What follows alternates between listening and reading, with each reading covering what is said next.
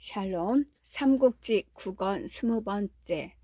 그때는 조진도 공명이 군사를 물리는 걸 알았다. 급히 군사를 몰아 공명을 뒤쫓았다. 얼마나 뒤쫓았을까. 한 군데 산 그늘에서 포향이 울리더니 족군이 산과 들을 뒤덮듯 하며 쏟아져 나왔다. 앞선 장수는 강유와 마대였다.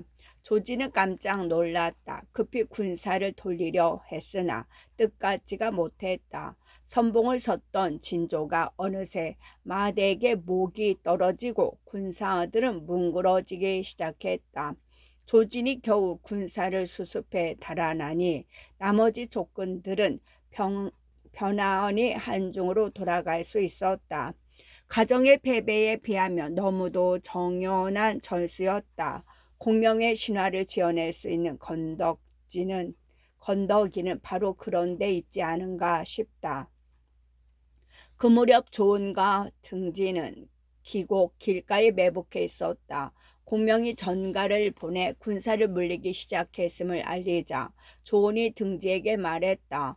우리 군사가 돌아가는 걸 알면 유병은 반드시 그 뒤를 쫓을 것이요. 나는 먼저 일군을 거느리고 뒤편에 매복해 있을 것이니 공은 내 깃발을 앞세우고 군사들과 함께 천천히 나가도록 하시오. 나는 한 발자국 한 발자국 따라가며 뒤를 지켜드리겠소. 이에 등지는 조은의 말대로 따랐다. 한편 곽회는 군사를 거느리고 두 번째로 기곡으로 돌아갔다. 하지만 조심성이 많은 사람이라 선봉 소홍에게 일렀다. 초계 장수 조은은 영융하여 당할 사람이 없다 한다. 조심해서 맞서야 할 것이다. 적이 물러나는 것은 틀림없이 계책에 의한 것이니 함부로 뒤쫓지 않도록 하라.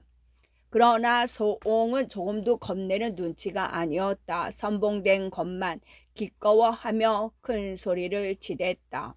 도둑께서 접응만 해주신다면 반드시 종을 사로잡겠습니다. 그러고는 삼천 군마를 이끌고 기곡으로 뛰어들어갔다. 송이 촉군을 뒤쫓아 가다 보니 한 군데 산 기슭에 깃발 하나가 눈에 들어왔다. 뒤쫓아 가다 보니 한 군데 산 기슭에 깃발 하나가 눈에 들어왔다. 붉은 바탕에 흰 글씨로 조은이라고 쓰여 있었다. 소홍은 큰 소리를 치고 오기는 했어도 막상 조은과 싸울 생각을 하니 가슴이 떨렸다. 얼른 군사를 되돌려 달아나기 시작했다. 하지만 미처 맨니 가기도 전이었다. 문득 함성이 크게 일며 한때의 군마가 덮쳐왔다. 앞선 장수가 창을 끼고 말을 몰아오며 큰 소리로 외쳤다. 이놈, 너는 상산의 조자룡을 알아보겠느냐? 송은 깜짝 놀랐다. 조금 전에 틀림없이 조은의 깃발을 보고 쫓겨오는 길이라 꼭 무엇에 홀린 느낌이었다.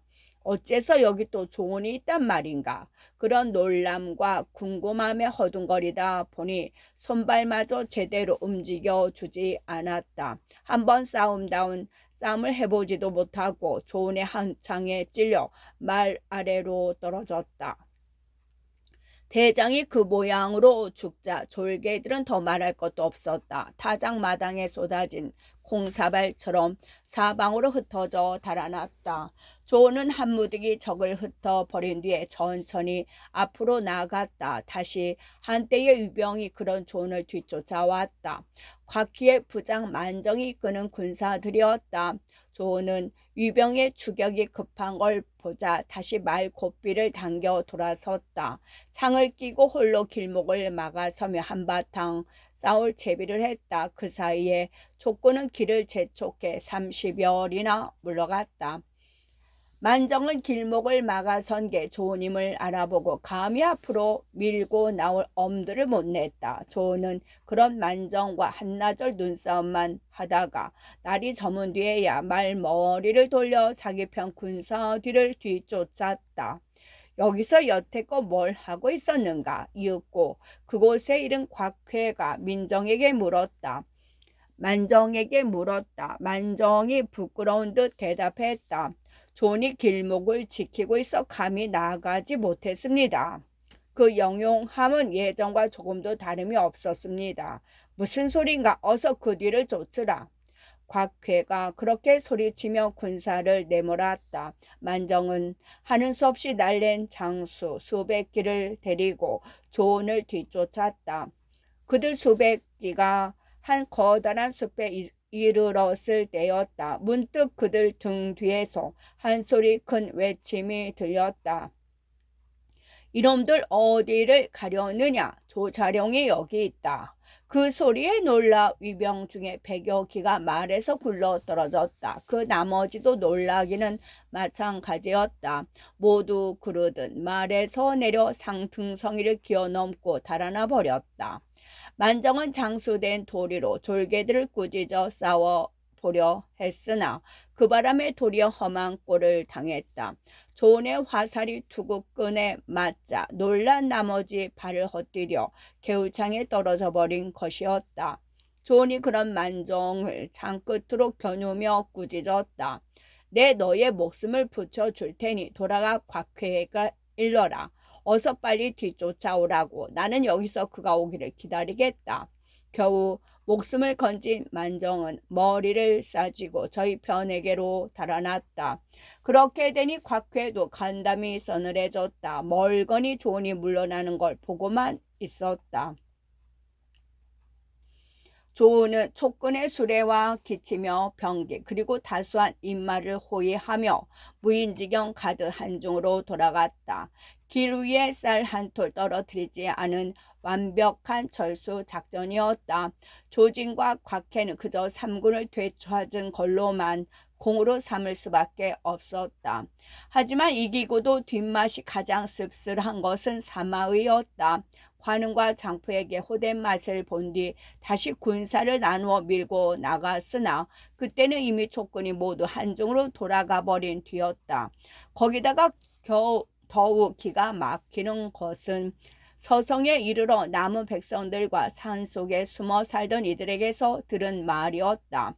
장군께서 15만 대군을 이끌고 이곳에 오셨을 때 제갈량에게는 겨우 2,500의 군사가 있었을 뿐입니다. 그것도 무장은 별로 없고 약간의 문관이 곁에 있었을 뿐입니다. 매복 같은 것은 전혀 없었습니다. 무공산 기슭에 살던 백성들도 입을 모아 말했다. 관음과 장포도 각기 3천의 군사밖에 없었습니다. 그들이 이 산 저 산으로 몰려다니며 함성을 질러 수가 많은 장군을 놀라게 했을 뿐입니다. 그 밖에 따로 군사가 없었기에 겁만 주고 감히 덤벼들지는 못한 것입니다. 그제서야 사마이도 제갈량에게 속은 걸 알았으나 후회해도 소용없었다. 그저 하늘을 우러러 보며 길게 탄식할 뿐이었다. 나는 아무래도 공명을 따를 수가 없구나. 사마일은 다시 찾은 그 땅의 백성들과 벼슬아치들을 위로하고 달랜 뒤 장안으로 군사를 돌렸다. 뒷맛이 씁쓸한 대로 어김없는 개선이었다. 위주 조예가 반겨 맞으며 사마일을 축혀 세웠다. 오늘 농서의 여러 고를 되찾은 것은 모두가 경의 공이요. 사마이가 아쉬운 표정으로 그 말을 받았다.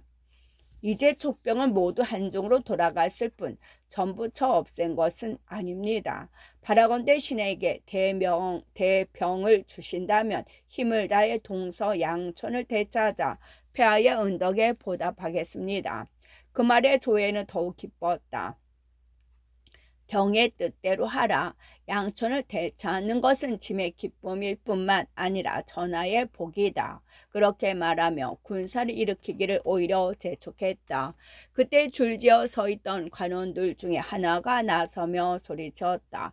제게 한 가지 계책이 있습니다. 넉넉히 촉을 병정하고 오를 항복받을 수 있을 겁니다. 조회가 그 사람을 보니 그는 상서 손자였다. 경은 어떤 묘한 계책이 있는가? 조회가 그렇게 묻자 손자가 목소리를 가다듬어 아뢰었다. 지난날 태조 황제께서 장로로부터 한중을 거두실 때도 한번 위태로움을 겪으신 뒤에야 겨우 평정할 수 있었습니다.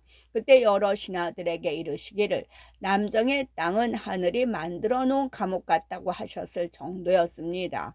그 중에 야구 500리 길은 그대로 바위 사이에 뚫어진 구멍이라 할 만큼 험해 군사를 부리게 좋은 땅이 못 됩니다. 거기다가 이제 우리가 크게 군사를 일으켜 촉을 치러 간다면 틀림없이 동호가 쳐들어올 것이니 그는 또 어찌 하겠습니까? 차라리 지금 있는 군사를 큰 장수들에게 나누어 주고 험한 길목을 지키면서 힘을 기르고 사기를 돋우도록 하는 편이 낫습니다. 몇 년 안 돼 우리 중원은 갈수록 흥성하고 족과 오는 반드시 서로 싸워 해치게 될 것입니다. 그때를 기다려 그들을 진다면 이기지 못할 까닭이 어디 있겠습니까? 바라건대 폐하께서는 부디 그 점을 헤아려 주십시오. 얼핏 들으면 대단찮은 개체 같았으나 이치에 닿는 말이었다. 조회가 대답 대신 사마의에게 물었다. 경은 이 말을 어떻게 보시오? 손상서의 말이 매우 이치에 맞습니다. 따르도록 하십시오. 사마의가 그렇게 말하자 조회도 거기 따랐다. 경은 거느리고 있는 장수와 군사를 알맞게 나누어 험하고 기묘한 길목을 지키게 하라. 조회는 사마에게 그런 영을 내림과 아울러 곽해와 장압은 장안에 남겼다. 그리고 삼군에게 두루상을 내린 뒤 어가를 돌려 낙양으로 돌아갔다. 한편 한중에 이른 공명은 먼저 장졸들부터 점거해 보았다. 누구보다도 아직 조은과 등지가 돌아오지 않고 있었다. 몹시 걱정이 된 공명은 관운과 장포를 불러 말했다. 그대들은 각기 한 갈래 군사를 이끌고 조자룡과 등지가 돌아오는 걸 도우라. 반드시 데려와야 한다. 이에 두 장수가 막 몸을 일으켜려는데 사람이 들어와 알렸다. 좋은 등지 두 분 장군께서 돌아오셨습니다. 말 한 필 사람 하나 상한 게 없고 군량 한 톨 화살 하나 잃지 않았다 합니다. 그 말을 들은 공명은 몹시 기뻤다. 여러 장수들을 데리고 조은과 등지를 맞으러 갔다. 조자룡은 공명이 몸소 마중을 나오는 걸 보자 황망히 말해서 뛰어내렸다. 그리고 부끄러운 듯 땅바닥에 엎드리며 말했다. 쌈에 지고 온 장수를 승상께서 어찌하여 이토록 수고스럽게 마중 나오셨습니까? 공명이 그런 조언을 부축해 세우고 그 손을 어루만지며 말했다. 이번 일은 내가 사람의 어리석고 밝음을 알아보지 못해서 이 지경에 이른 것이요. 그걸 어찌 장군의 허물이라 하겠소이까? 오히려 궁금한 것은 다른 장수들은 모두 군사가 꺾이거나 이런 것이 있는데 오직 장군만은 사람 한 명, 말 한 필 꺾이지 않은 것이요. 그게 어찌 된 일이요? 그러자 등지가 조언을 대신해 대답했다. 제가 먼저 군사를 이끌고 떠나고 장군께서 홀로 뒤를 지키셨습니다. 길목을 막아서서 뒤쫓아오는 적장을 못 빼니 적은 놀랍고 두려워 감히 우리를 뒤쫓지 못했습니다. 그 까닭에 사람과 말은 말할 것도 없고 화살촉 하나 잃지 않을 수 있었습니다. 참으로 장군이라 할 만하구나. 공명은 그렇게 감탄하며 황금 50근을 조은에게 주고 또 비단 10,000필을 주어 그가 거느린 군사들에게 상으로 내리게 했다. 조은이 사양했다. 삼군이 한치공도 세우지 못하고 쫓겨왔으니 저희들은 오히려 죄가 있다 할 것입니다. 그런데도 오히려 상을 받게 되면 이는 바로 성상께서 상벌을 내리는데 밟지 못하게 되고 맙니다. 바라건대 그 황금과 비단은 도로 곳간에 넣어두도록 하십시오. 이번 겨울이 오기를 기다려 여러 군사들에게 나누어 주셔도 늦지 않을 겁니다. 그 말에 공명은 더욱 감탄했다. 선제께서 살아계실 때 매양 자룡의 덕을 말씀하시더니 정말 그렇구나. 그러고는 그 뒤부터 조은을 전보다 더욱 우러르고 흠모했다. 얼마 후에 마속과 왕평, 위원, 고상이 군사들과 함께 이르렀다는 전갈이 들어왔다. 공명은 그 중에서 먼저 왕평을 장막 안으로 불러들어 꾸짖었다. 나는 너에게 마속과 함께 가정을 지키라 했다. 그런데 너는 어찌 마속을 말리지 않고 이를 이같이 그르쳤느냐. 저는 2번, 3번 길가에다 토성을 쌓고 지키자고 권해 보았습니다. 그러나 참군이 몹시 성을 내며 따라주지 않아 하는 수 없이 저만 5천 군사를 이끌고 산 아래 십리쯤 되는 곳에 진체를 내리게 되었던 것입니다. 얼마 후에 유병이 그 산을 사방으로 에워싸는 걸 보고 저는 여남은 번이나 지쳐 들어보았지만 뚫고 들어갈 수가 없었습니다. 그러다가 다음날 참군의 군사가 무너지자 저는 몇 안 되는 군사로 버텨낼 수가 없어 위문장에게로 의지해 갔습니다. 하지만 이번에는 또 문장이 산 골짜기 속에서 적에게 에워싸여 있더군요. 저는 죽기로 싸워 문장을 구해냈으나 진체에 돌아와 보니 그곳은 이미 유병들이 차지하고 있어 하는 수 없이 영유성으로 가게 되었습니다. 그리로 가는 길에 가정을 구하러 달려오는 고상을 만났습니다. 거기서 왕평은 잠깐 숨을 돌린 뒤에 다시 말을 이어갔다. 저와 이문장 고상은 세 길로 나누어 위병들의 진체를 밤중에 들이치고 가정을 되찾기로 의논을 맞추었습니다. 하지만 가정에 이르러 마주쳐오는 위병이 없어 문득 의심이 들었습니다. 무턱대고 나아가는 대신 높은 곳에 올라가 살펴보니 딴 길로 갔던 문장과 고상이 다른 위병들에게 에워싸여 위태로웠습니다. 저는 이번에도 죽기로 싸워 그 2장수를 구해내고 나중에는 참군과도 만날 수가 있었습니다. 그때 걱정이 된 게 양평관이었지요. 저희들은 그나마 적의 손에 떨어질까 두려워 그리로 가서 지켰던 것입니다. 가정의 일은 제가 말리지 않아서 그리 된 거 아닙니다. 승상께서 믿지 못하시겠다며 다른 장수들에게 물어보십시오. 왕평의 말을 듣고 보니 그의 허물은 없는 듯했다. 이에 공명은 왕평을 내보내고 마속을 불러들였다. 마속은 스스로를 묻고 공명 앞에 무릎을 꿇었다. 공명은 낯빛이 변해 그런 마속을 꾸짖었다. 너는 어려서부터 많은 병서를 읽어 전법을 익히 알고 있었다. 거기다가 내가 그토록 너에게 경계하여 가정이 이번 싸움의 바탕이 되는 곳임을 일렀건만 너는 네 가소를 걸고 그 무거운 책임을 떠맡았다.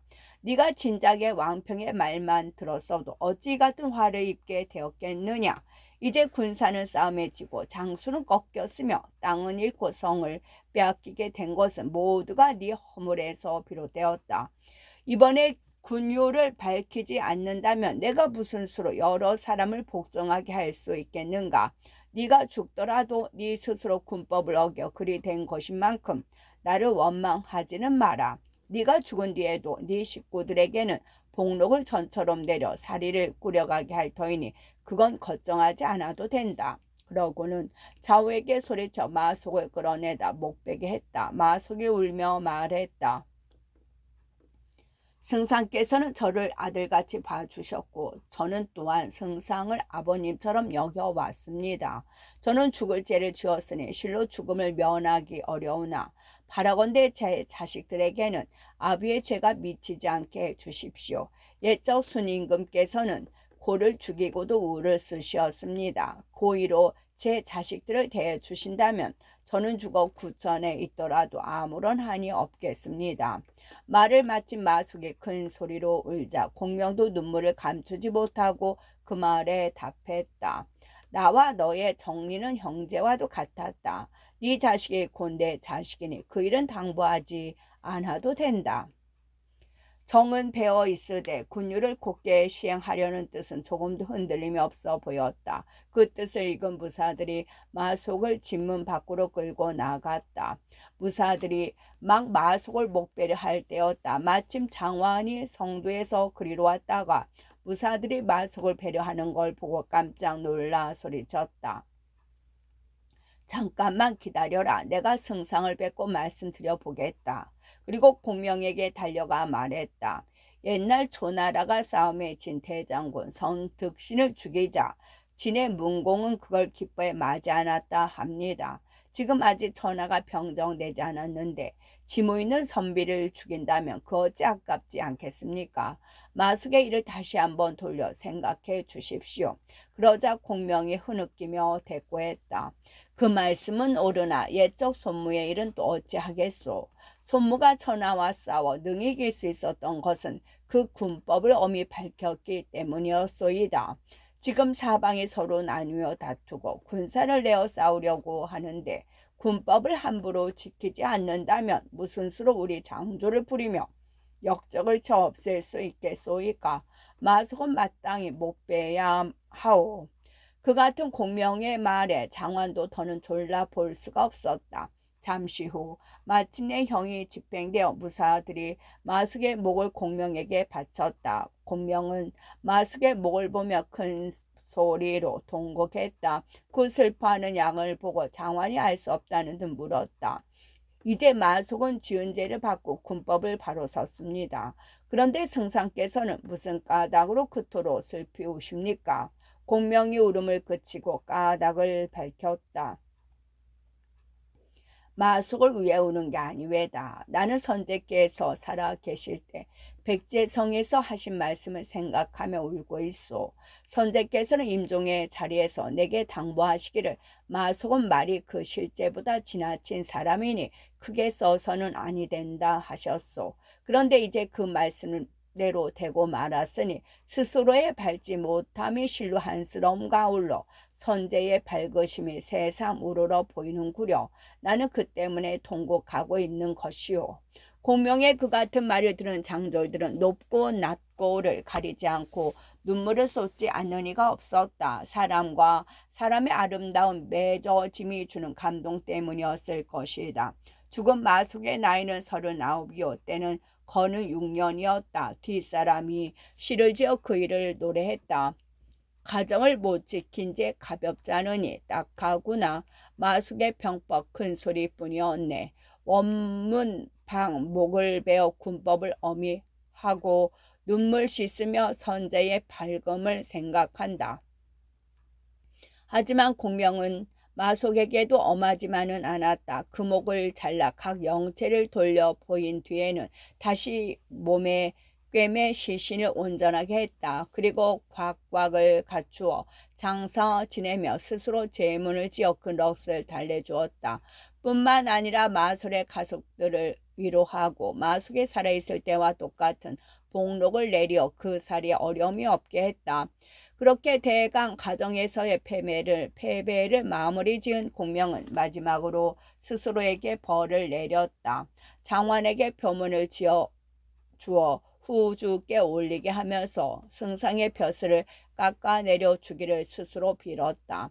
장관은 그 표문을 지니고 성도로 돌아가 후주에게 올렸다. 후주가 표문을 열어보니 거기에는 대강 이런 내용이 담겨 있었다. 쉬는 봄바탕이 보잘것없는 제주뿐이면서 앉아서는 아니 될 자리를 분수도 모르고 차지한 뒤 감히 장수의 모월을 잡고 삼군을 몰아 나갔습니다. 군사를 가르치는 것도 군법을 밝히는데도 아울러 능하지 못했으며 이를 당해 지모를 쓴 것도 고작 가정과 기곡의 꼴이 나고 말았습니다. 가정은 명을 어겨 빼앗겼고 기곡은 경계를 게을리에 잃었으며 그 허물은 모두 신에 밟지 못함에 있었습니다. 사람을 잘 알아보지 못했음과 이를 꾸려감에 어두운 마음이 많음이 바로 그것입니다. 모든 일을 온전히 갖추어 한 가지 허물이 없기를 바라는 춘추의 엄격함에 비춰볼 때 이 큰 죄를 어찌 면할 수 있겠습니까? 바라건대 신의 벼슬 3등을 깎아 내리시어 신의 모자람과 그릇됨을 꾸짖어 주옵소서. 신은 부끄러움을 이기지 못하고 다만 엎드려 폐하의 명을 기다릴 뿐입니다. 그 같은 표문을 읽은 후주가 좌우를 돌아보며 말했다. 이기고 지는 것은 병가에서 흔히 있는 일이다. 그런데 승상을 어찌 한 번의 싸움으로 이런 소리를 하는가? 곁에 있던 시중 비유가 나와 말했다. 신이 듣자오니 나라를 다스리는 이는 반드시 법을 받들기를 무겁게 여긴다 합니다. 만약 법이 제대로 지켜지지 않는다면 무슨 수로 사람들을 눌러 따르게 할 수 있겠습니까? 승상께서 싸움의 쥔죄를 스스로 무릎 벼슬 깎아 달라고 하신 것은 매우 옳은 일입니다. 들어주도록 하십시오. 그제서야 후주도 공명의 뜻을 받아들이기로 했다. 공명을 우 장군으로 내려앉히되 승상일은 그대로 보게 하고 군마를 도맡아 거느리는 것도 전과 같이 하게 했다. 비유가 그런 뜻이 담긴 후주의 조서를 받들고 한중에 있는 공명에게로 갔다. 비유는 공명이 벼슬을 깎아 내리는 조서를 받고 부끄러워할까봐 짐짓 경화의 말을 건네보았다. 족의 백성들은 승상께서 좀 내 고를 뺏은 일만으로도 매우 기뻐하고 있습니다. 그러자 공명은 낯빛이 낯색이 변해 꾸짖듯 비유의 말을 받았다. 그 무슨 소리요? 비록 내 고를 빼앗다 하나 다시 잃었으니 얻지 못한 것과 같소. 공이 그런 일로 나를 경화하는 것은 싫은즉 나를 더욱 부끄럽게 만드는 게 될 뿐이요. 비유는 머쓱했으나 그대로 물러날 수도 없어 딴소리를 해보았다. 요사이 듣자니 승상께서는 강률한 인재를 얻으셨다 하더군요. 전자께서도 매우 기뻐하고 계십니다. 이번에는 공명이 성난 기세까지 보이며 대꾸했다. 군사는 싸움에 져서 물러나고 땅은 한치도 얻은 게 없으니 그 모두가 나의 큰 죄요. 강유 같은 인재를 하나 얻었다 쳐도 그 일이 위에 무슨 큰 소실이 되겠소. 그래도 비유는 그냥 물러나기가 안 됐던지 다시 앞니를 가지고 공명의 기운을 돋우러 주려 했다. 승상께서는 지금 씩씩한 군사 수십만을 거느리고 계십니다. 언제 다시 위를 치시겠습니까? 하지만 소용없는 일이었다. 공명은 화를 내지는 않았으나 조금도 들뜨는 기색 없이 그 말을 받았다. 지난날 대군을 이끌고 기상과 기곡으로 나갔을 때 우리 군사는 적병보다 그 머릿수가 많았소. 그러나 적을 쳐부수지도 못하고 도리어 우리가 적에게 무너지고 말았소. 이리 그 꼴로 어그러진 것은 결코 군사의 많고 적음 탓이 아니라 장수의 탓이었소이다. 이제 나는 군사를 줄이고 장수를 줄였으며 허물에 따라 벌을 뚜렷이 함으로써 앞날의 변화를 기다려 보기로 했소. 그렇게 되지 못한다면 군사가 많은 게 무슨 쓸모가 있겠소이까? 이제부터는 진정으로 나라를 깊이 걱정하는 이들이라면 나의 모자람을 나무라고 그릇됨을 꾸짖어 주셔야 할 것이요. 그래야만 이런 뜻한 바대로 이루어질 것이며 역적을 없앨 수가 있고 발돋움에서 공 세우기를 기다릴 수 있을 것이요. 이제는 드러내놓고 비유에 듣기 좋은 말을 나무라는 것이나 다름없었다. 어찌 보면 매몰찬 데가 있었으나 마디마디 옳은 소리였다. 듣고 있던 장수들뿐만 아니라 은근히 무안을 당한 셈이 된 비유까지도 그 옳은 말은 감탄으로 받아들이지 않을 수 없었다. 실제로 공명은 그런 생각을 말로만 그치지 않았다. 비유가 성도로 돌아간 뒤 그대로 한중에 머물면서 위와의 다음 싸움을 준비하는 데 온 힘을 쏟았다. 군사들을 가엾이 여겼고 백성을 사랑하며 무예와 병법을 가르치고 성을 공격하는 기구와 물을 건너는 데 쓰는 기구들을 만들어 쌓아두었다. 군량과 말먹이 풀을 거두어 드리고 싸움에 쓸 뗏목을 마련하여 뒷날의 쓸모에 대비하니 오래자나 다시 족구는 강성해졌다. 위의 세정이 그 일을 탐지해 낙양에다 알렸다. 위주 조에는 그 말을 듣자 곧 사마이를 불러들여 물었다. 제갈량이 한중에서 힘을 기르며 틈을 노리고 있다 하고 어찌하면 동서 양천을 차지할 수 있겠소. 사마이가 그 말에 대답했다. 촉은 아직 질 때는 아닙니다. 지금은 한창 더울 때라 촉병이 나오지 않을 것이니 촉을 치려면 우리가 그곳으로 가는 수밖에 없습니다. 하지만 우리가 그 땅 깊이 들어가도 저기 험한 길목에서 지키기만 하면 급하게는 이기기 어렵습니다. 그렇다면 만약 적이 다시 침범하면 어찌하겠소? 조회가 다시 사마이에게 물었다. 신이 헤아리기로 다음에는 제갈량이 한신을 본받아 몰래 진창을 건너올 것 같습니다. 신이 한 사람을 정거에 올릴 것이니 그를 진창 길목에 보내 성을 쌓고 지키게 하십시오. 그리하면 만에 하나라도 그릇 때문에 없을 것입니다. 신이 청구하는 이 사람은 키가 9자의 원숭이 팔을 가졌고 활을 매우 잘 쏩니다. 또 지모와 계략에도 밝아 제갈량이 온다 해도 넉넉히 막아낼 수 있을 것입니다. 사마이가 그렇게 대답하자 조예가 기쁜 얼굴로 물었다. 그게 누구요? 대원 사람으로 학소라 합니다.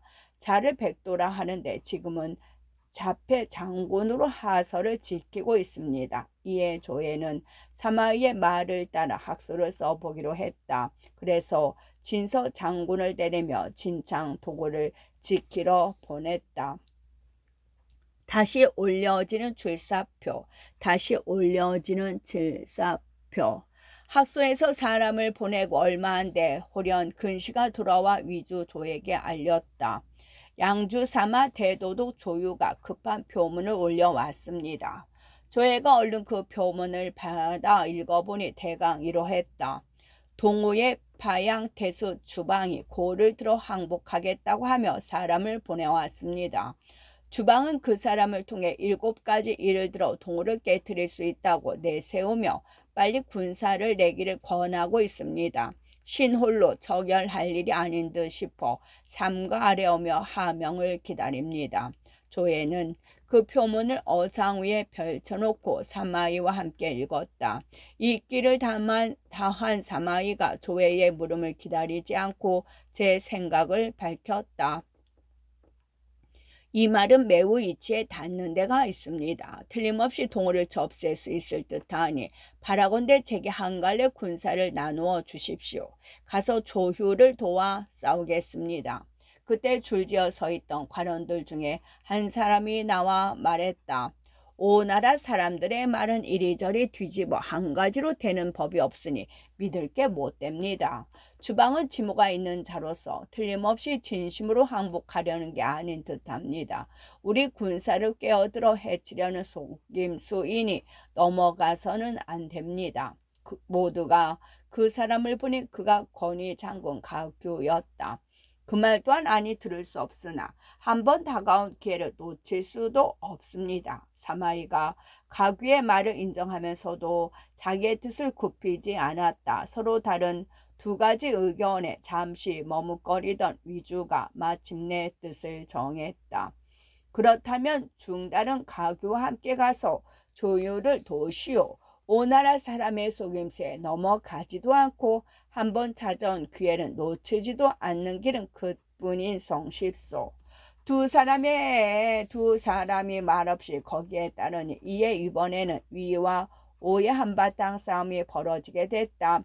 위군은 대강 3갈래로 길을 나누어 오로 쳐들어갔다. 조효는 대군을 이끌고 지름길로 환성을 치러 가고 가규는 전 장군 만총과 동환, 태우, 호지를 이끌고 양성을 뺏으러 갔다.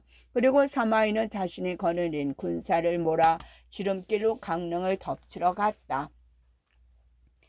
그때 오주 손권은 무창 동관에 머물러 있었다. 위군이 몰려온다는 소식을 듣자 여러 벼슬아치들을 불러놓고 물었다. 파양 대수 주방이 몰래 표문을 올려 이르기를 위에 양주 도독 조유는 우리 오로 저들어올 뜻이 있는 듯하다 했소. 이에 주방은 7가지 그럴듯한 일을 늘어놓아 속임수로 위병을 우리 땅 깊숙이 끌어들인 뒤 복병을 놓아 잡을 작정인 듯하오. 이제 위병이 정말로 3길로 나누어 오고 있다 하니 경들의 뜻은 어떠하오? 그러자 공이 나서서 말했다. 그같이 큰일은 육순이 아니면 감당할 수 없을 것입니다. 송건도 마음속으로는 이미 그렇게 생각하고 있던 터라 두 말 없이 고흥의 말대로 했다. 육손을 보국 대장국 병복 대원 수로 삼은 뒤 어림군을 거느리고 왕사를 그의 뜻대로 하게 했다. 문무백관이 모두 육순의 말을 듣게 하였으며 송건 자신도 육순에 더불어 채찍을 드는 의식을 함으로써 육순의 위엄을 더 크게 했다. 육순은 그런 손권의 과분한 저우에 감사하며 영을 받은 뒤 곧 자기가 쓸 장수를 골랐다. 특별히 두 사람을 뽑아 좌우 도둑으로 삼고 우리도 군사를 세 길로 나누어 적을 맞았으면 합니다. 육순이 그렇게 말하자 손건이 물었다. 그 두 사람이 누구요? 부의 장군 주환과 우남 장군 전종입니다. 그 둘이면 신을 도와 적을 깨뜨릴 만합니다. 육손이 그 둘을 믿는다면 손건이 마다할 까닭이 없었다. 주환을 좌도둑으로 삼고 전종을 우도둑으로 삼아 육손과 함께 가게 했다. 이에 육손은 강남 81개 골과 형주의 병마 70만을 모두 이끌고 세 길로 나누어 밀고 나갔다. 주환은 왼쪽에 두고 전종은 오른쪽으로 하며 자신은 가운데에 자리 잡은 형태였다. 좌도둑 주환이 육순을 찾아보고 말했다. 조유는 위주의 진척으로